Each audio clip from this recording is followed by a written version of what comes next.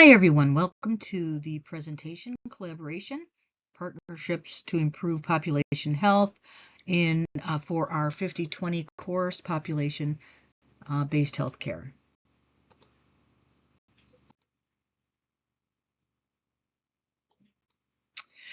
Promoting healthy communities. The objective of today's presentation is to synthesize and apply theoretical knowledge of collaboration and partnerships in providing and leading in the provision of care to diverse community populations. As I have said from the beginning of course, healthcare is not one size fits all. We need to adapt to the needs of the community and our diverse populations. What is the definition of a healthy community? You can see this in your Nash book on page 279. Certain characteristics you may consider is what might a healthy community look like, perhaps in a low-income neighborhood? What does access to healthcare look like in a healthy community? Healthcare perspectives, including having sufficient providers, offering sufficient services to the market served. Patient perspective is much more personal. For example, can I get an appointment? Do I feel cared for? Do I have confidence in the provider, in the care that the provider is providing to me? Additionally, they may consider, can I get to my appointment? That's one of the concerns I've spoken in other presentations, that many hospital systems are, I'm trying to think of, I know there's a phrase for it, but decentralizing and providing certain care at different hospital systems. So for example, if there's a hospital in a hospital system, let's say there are 5 hospitals in a system, one might provide maternity care, one might provide pediatric care, one might provide cardiac services, another one might provide neuro services. They all might provide similar services, but yet if you needed a higher level of care, you would be sent to the hospital that specialized in it. And that poses a problem for people who don't drive, don't have ready access to transportation, correct? So a lot of things to consider where population health is concerned, lots of aspects that we may not think about. The art of patient engagement. This is spoken to in great context in their Nash book, page 280. Motivational interviewing is similar to the trans-theoretical model of behavior change, and motivational interviewing is very important. I utilize it in my practice on a daily basis. When you are trying to enlist a patient to change a behavior, be it for diabetes, elevated blood pressure, cholesterol, obesity, smoking, all of those things, you have to first identify the patient's readiness for change. And if they are not at a stage where they're ready to change, put that on the table, or actually shelve that, because you're not going to get anywhere.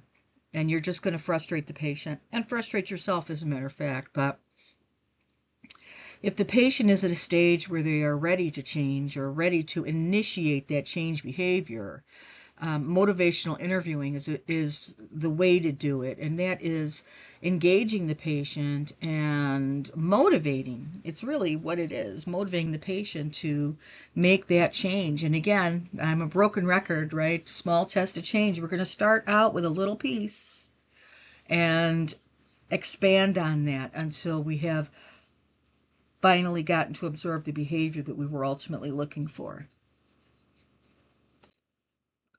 Building and tracking relationships. So this must be done not just individually as a clinician, but across disciplines. So a healthcare delivery system must be able to build a track relationship to be able to provide cohesive, complementary, and collaborative care.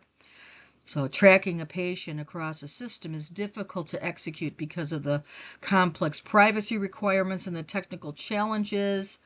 The ideal setting is having a patient electronic medical record that's viewable by all providers. That's ideal, right? I used to work for Advocate. We used Epic. I loved it. Almost everybody could see because Epic would populate even other systems.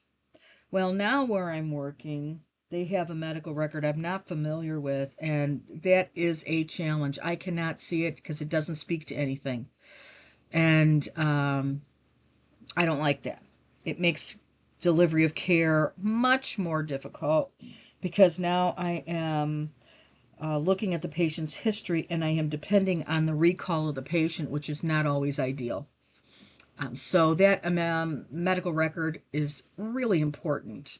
Also, as a provider, it is great to have a good relationship with all other disciplines. So if I have a patient that I'm sending to a cardiologist or a neurologist or a rheumatologist that I refer to, it's important for me to have a good relationship with those providers and even with their office staff to be able to provide care to my patients timely and completely.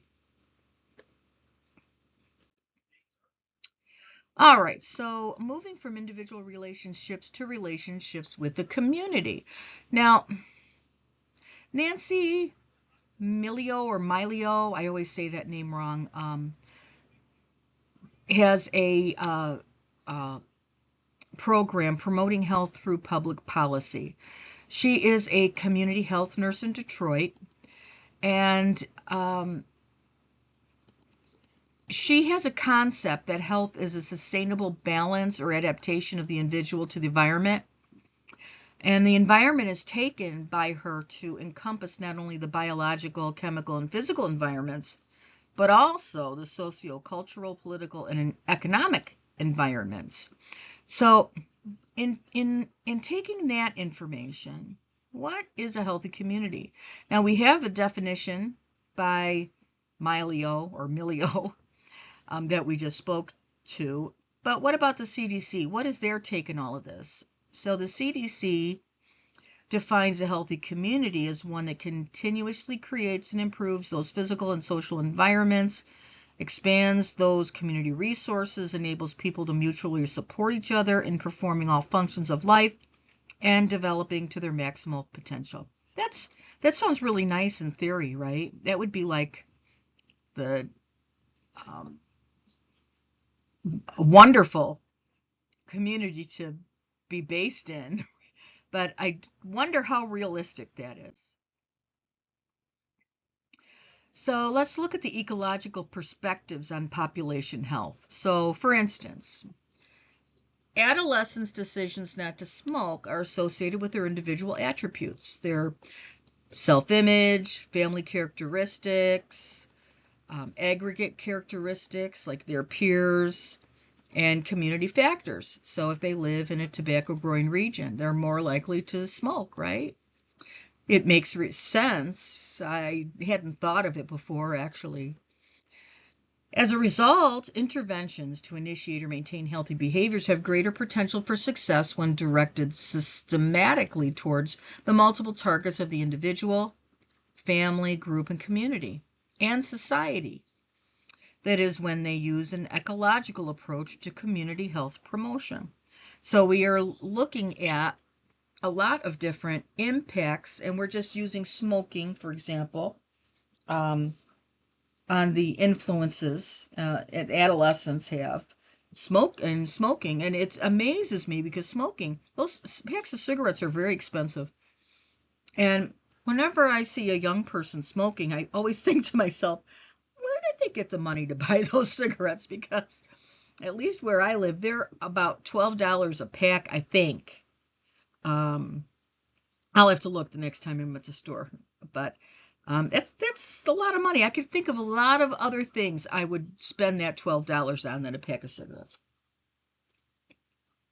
But again, if you have an adolescent who is in a peer group of smokers and they want to be included in that peer group, they're going to do what the peers do. All right, so look at this graph here. It's not a graph. Look at this. I guess it is kind of a graph, right? It's kind of like a bubble graph. So let's look at the interaction of multiple determinants of health. And we've talked a lot about the social determinants of health, right?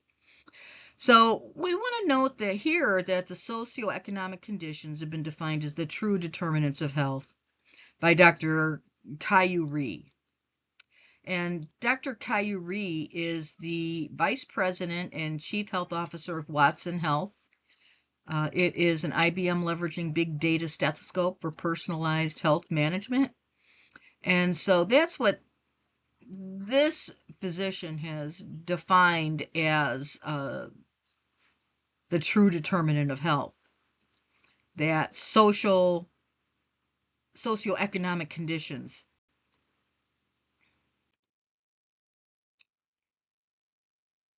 And promoting healthy communities through interprofessional collaboration. And here's a file that you can view through the American Public Health Association regarding this topic on promoting healthy communities. Now, the next few slides are going to be focused on community-based participatory research as a collaborative consensus-based approach for problem solving.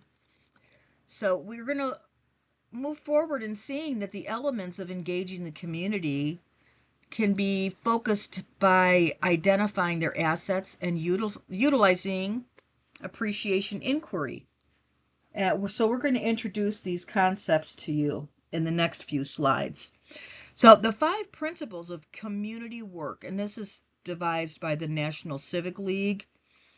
It's vital that we have a broad definition of health that goes beyond the absence of disease to address the root cause of problems in communities. A collaborative, consensus-based approach to problem solving. An assets-based approach to problem solving that defines people and relationships by their skills and abilities. A focus on addressing challenges at a system level in the community, and a shared vision for the future. Community-based participatory research, and that is called CBPR. This provides the philosophical and theoretical basis for forming partnerships and for collaboration with the community. It's been used to conduct ecological, community, and environmental assessments. The partnerships are active, and continuing members are involved in assessing, planning, implementing, and evaluating change. And here's an example, the Sinai Urban Health Institute. And there's a video here. It's a YouTube video. It's short, but it has a really good understanding, or illustrates this very, very well. And this is actually how community health systems can incorporate themselves into the community itself to help elicit positive health behaviors.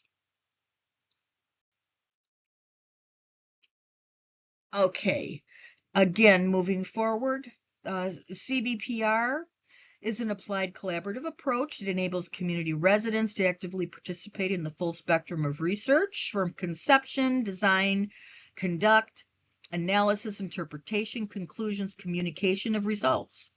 The goal is to influence change in community health systems, programs, or policies. Community members and research partners to combine knowledge and action for social change to improve community health and work to reduce health disparities. I think that you'll see this a lot when you have large university hospitals or large hospital networks, those that we're very familiar with, like Mayo Clinic, the Cincinnati Heart Institute. I can't remember what the name of that system is.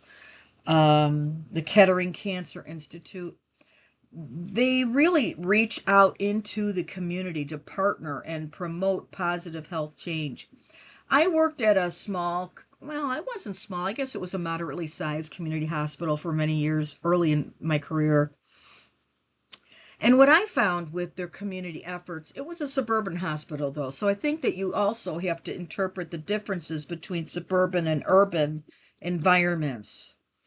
They made efforts to reach out to the community. They offered a lot of free programs, and they tried to make them. You try everything to get the community to come in, right? Offering dinner with the doc and different programs like that. We had very low success rates at getting our community buy-in. It wasn't easy for us to get people to jump on board. Now, things perhaps may be different now because this was back in the early 2000s. But if you have any experience in the organizations you work at, I'd be interested in hearing your stories. All right. Photo voice method in projects. What is this? So this process prevents the written text from hindering communication and its effectiveness in a society that utilizes oral tradition to preserve its culture. It can be used as an assessment tool. So it allows participants to photograph, contemplate, and then verbalize stories or simple descriptions about their photo taken in response to a particular prompt. And here's a site you can go to that will illustrate this a little greater.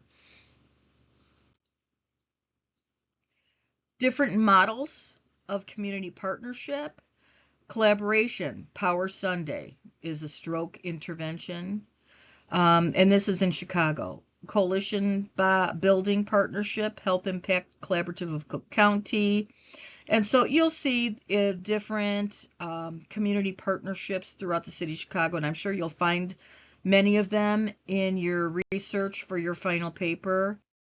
Community engagement, there are different types. We have assets-based community development, where clients have deficiency in needs and citizens have capacities and gifts. Appreciative inquiry, you'll see this. This is slide 16. Discovering, dreaming, designing, and shaping a destiny and religious health aspects mapping. This helps to use appreciative inquiry to understand religion and health in communities. DePaul University right now has a Chicago project called ABCD. They are a religious organization, or they are Catholic faith-based, and that's one of the examples of community engagement with religious health assets mapping. All right, let's look at this diagram. This is an example of appreciative inquiry. This is an approach to organizational change, and it focuses on strengths rather than on weaknesses. It's a lot different than for many approaches on how to evaluate a community, which often focuses on the deficits and problems. It's a 4-step process, and there is a website you can go to, www.betterevaluation.org, that illustrates this in more detail.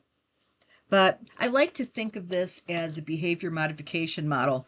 If you remember this back from psych, behavior modification is where you reward the good behavior and pretty much ignore the bad behavior. This is reminiscent of that in my head. And religious health mapping. PARANA, this is an acronym that stands for Participatory Inquiry into Religion, Health Assets, Networks, and Agencies. And here's some questions that may be included in this. What context for religion and health is in the community? Key factors in this context, and what are the key public and private entities? And here's some more PARANA questions. What are the most important ways that religion and religious entities contribute to health in your area, and specifically to a targeted health conditions treatment, care, and prevention? What are their relative contributions? What are the best, most effective religious entities and programs? Of which are you most proud? What are their characteristics and locations? What can you do to help religious organizations and entities in your area make a greater contribution to health? And I think about this. I think about this a lot. I do. I think, what can I do with my population, or my congregation that I attend, to help improve health status? Maybe offering donuts every Sunday may not be the best option, but then again, we would need to definitely provide healthy options, and not everybody shouldn't eat a donut. Some people should be able to enjoy a donut once in a while, right? So there are a lot of things to consider when we're looking at these questions. All right, identifying other potential partners and stakeholders, which might not necessarily be religious in nature.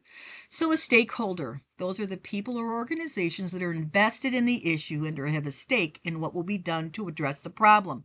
So when I think of the stakeholder, for me, I think of an employer. An employer is a stakeholder because they want their employees to be healthy. Healthy employees work harder and miss fewer days of work. Who might be potential stakeholders to collaborate on improving the health of the population you've identified as vulnerable? Who else cares about this issue? Who's currently involved in addressing this health issue or caring for this population? View the list on the next slide. Okay, that's what we're going to do. View the list on the next slide. I see a lot of people who have potential stakeholders. I can see it interpreted in many different ways. Who else cares about the issue? Okay, if I have a family history of breast cancer and I carry the BRCA gene, I have an investment in that, right? And I want to talk about it. If I've been a victim of violent crime, I may want to provide support to the community and tell my story. Not only will it be healing for me, but it may help others in the audience. So I can think of a lot of different examples of stakeholders. And here's a whole list. I'm not going to go through them all, but public stakeholders for public, or typical stakeholders for public health initiatives. Let's see if any of them are those that we've spoken to. Oh yeah, lots of them. Look at, we've got a lot of people who are typical stakeholders for public health initiatives. And these are going to help give you some guides for your upcoming project. So possible helpful resources in an effort to combat obesity or other concerns. We've got a lot of these here, and obesity is a huge problem in this country. And I've been fighting it myself for years and working on it. I lost 60 pounds last year, halfway there, a little more than halfway. And we have a huge population of children who are obese. And oh my gosh, it's childhood obesity leads to early onset diabetes, early onset coronary artery disease. So I have real concerns about the health of our children today because of these issues. Is this going to ultimately have an effect on our life expectancy in this country? Healthy Chicago, here are some areas of focus. Tobacco use, and I want you to look up this. Obesity, HIV, adolescent health. So all the Chicago area has a lot of initiatives geared towards health. And this is a clinical community population health intervention model, and this is from the National Prevention Institute. And, I was talking about the city of Chicago in the previous slides and the initiatives that they have in place. And I often wonder, You know, they have a lot of great initiatives, but we need to measure the effectiveness of their initiatives, right?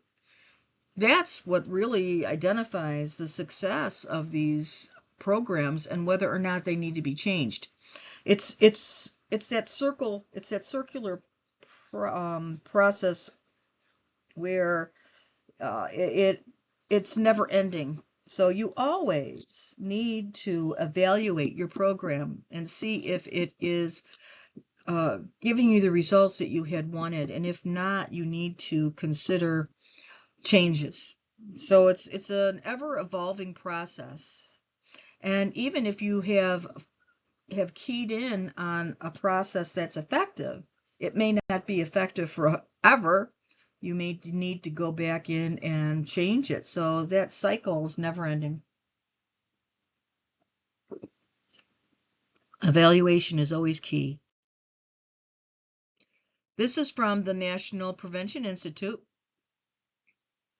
So we want to see which direction the spectrum generally moves, if it's up or down, and take a look and see if this direction fits into what you've learned so far, and which direction you're going with your um, with your paper. So here is a site you can go to, um, Healthy Hotspots. This is for Cook County, but the limitation of this is that it's only Cook County. So it's not going to help you find information on your community specifically. It's Cook County as a whole, but it does have some interesting criteria in there.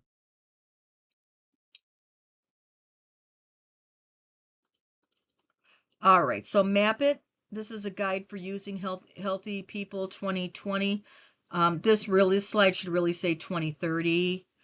This slide wasn't updated, but 2030. And go to the 2030 page.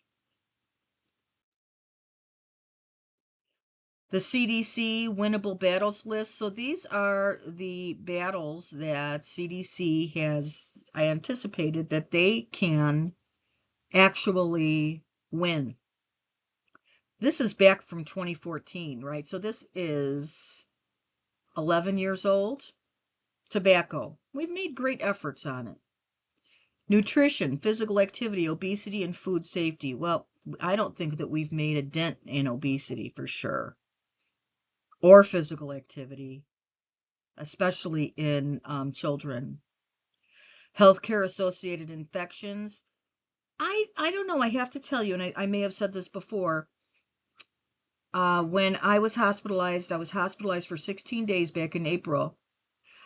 I have to say, I don't think there was a time where someone entered my room where they didn't use hand sanitizer, or left my room before using hand sanitizer, and when they listened to my lungs, they always cleaned their stethoscope with alcohol. I think that's great progress. Motor vehicle safety with airbags and seatbelts. I think that we may have put a dent in there, but I don't know the statistics.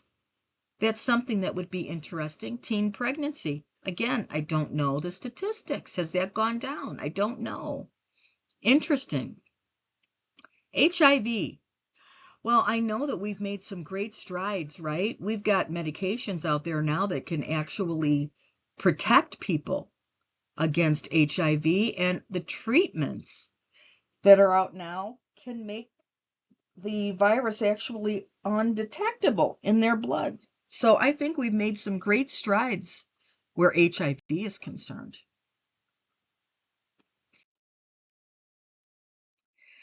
And this is a good site to go to. This is on CDC again, and you can find 14 interventions to actually see some of those statistics that we talked about in the previous slide and see if those interventions actually have made a difference. So I'm definitely going to go to this site because I'm interested in it.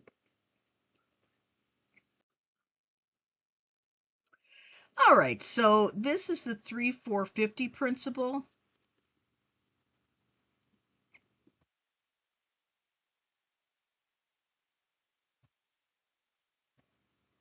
And this is from the San Diego, California Department of Public Health. And, we need to consider, it might be another state, but having worked on the Illinois Department of Public Health maternal medicine initiative, maternal and fetal medicine initiative, I know that working together amongst states with health departments happens, and if they've uncovered a process that has been effective, let's go for it. And I was involved in the development of the maternal health hemorrhage initiative in the state of Illinois.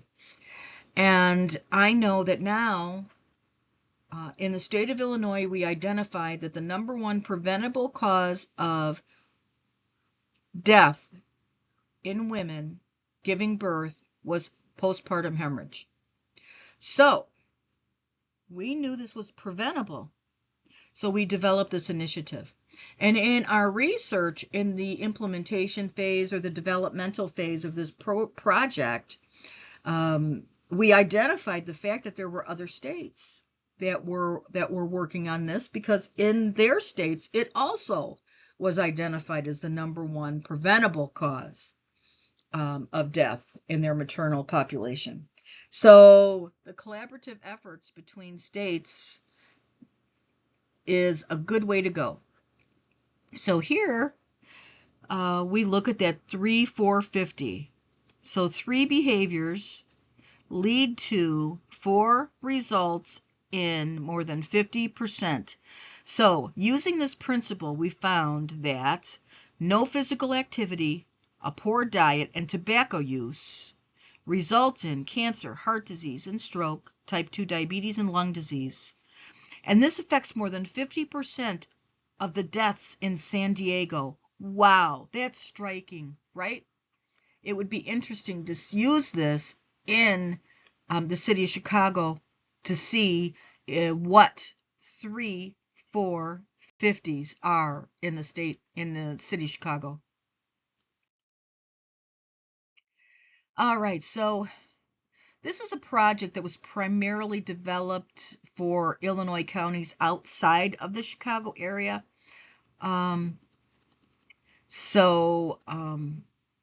But let's look at this health product, this project here. If you go to this state for the Illinois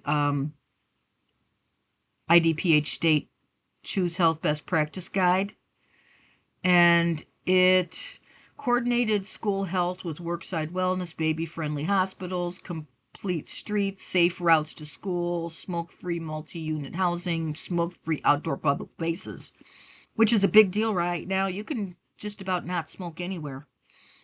Not even in your car.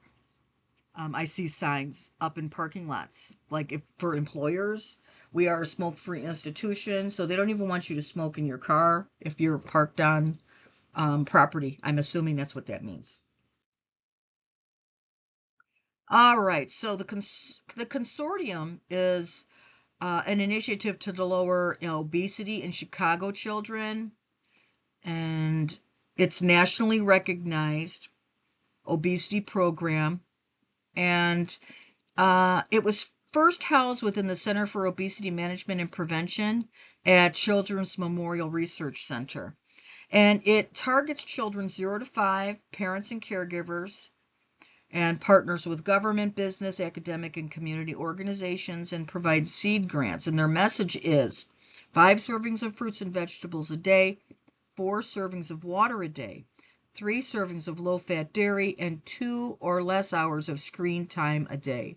I really think that screen time has had a huge impact on kids. Oh, and also, you can't see, it's in the North Park, 1 or more hours of physical activity a day.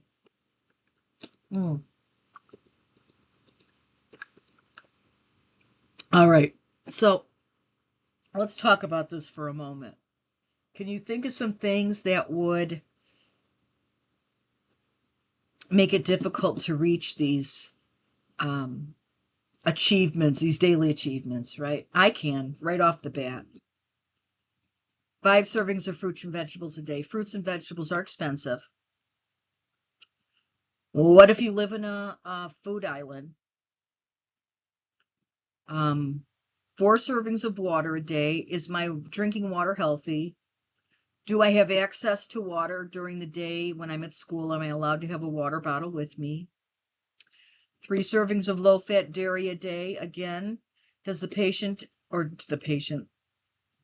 person have access to obtain these items? Do they live in a food island? Do they have the money to buy these things? 2 or less hours of screen time a day and physical activity. Does their school promote physical activity? Do they have sports programs? Do they have gym class? Or have those programs been eliminated due to cost cuts? Screen time. Do they live in a safe neighborhood? Can they go outside to play? Or are their parents too scared to let them outside, so they keep them inside? Lots of things to think about. I know when I was a kid, I grew up in the suburbs, safe environment. It was almost like the country back then where I lived. But my gosh, it was like the old time movies, you say. We didn't come in until the lights came on, the street lights. Then we knew, oh, we better get home. And, we weren't scared. We weren't afraid that we were going to get hit by gunfire. And those are real fears that the parents have for their children today. All right, this link, it has a lot of information, but again, this one's for Cook County as a whole. It doesn't break down into your particular community. All right, here you can see what's happening in Chicago. If you go to this website, Healthy Chicago 2.0. My Brother's Keeper is a video where former President Barack Obama speaks about the importance of this particular program. You can find this on YouTube.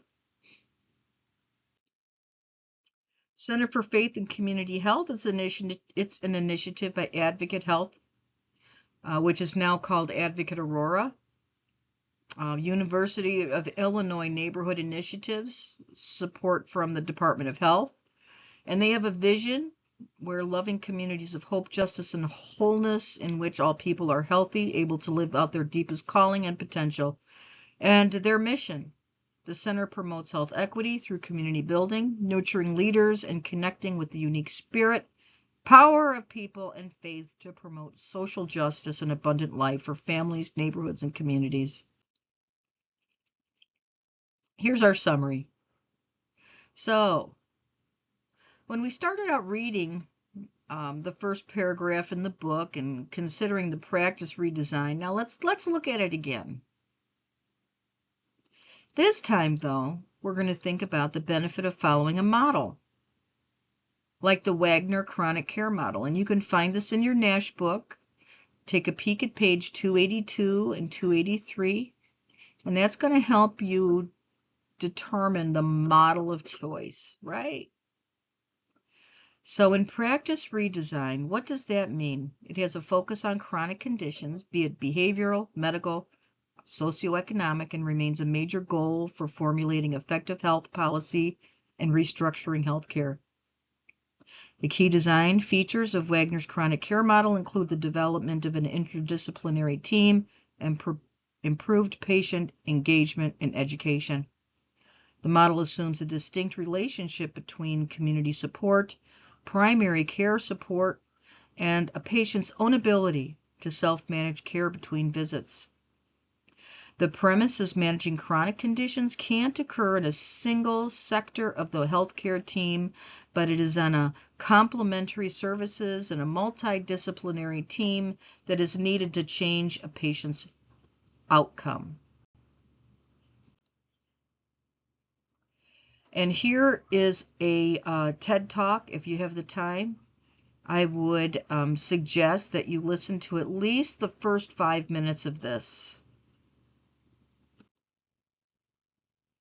And consider the stories of your neighborhood and your community assessment and proposal.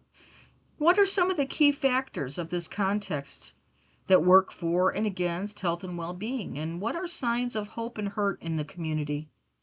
What other story might there be to tell about the neighborhood that you're studying? And what might be some of the strengths of the neighborhood or of your target population? I hope that this has helped you gain a greater understanding of the concepts that we're discussing this week, and hope that you have a few moments to go over and look at some of those websites that we discussed earlier in our presentation.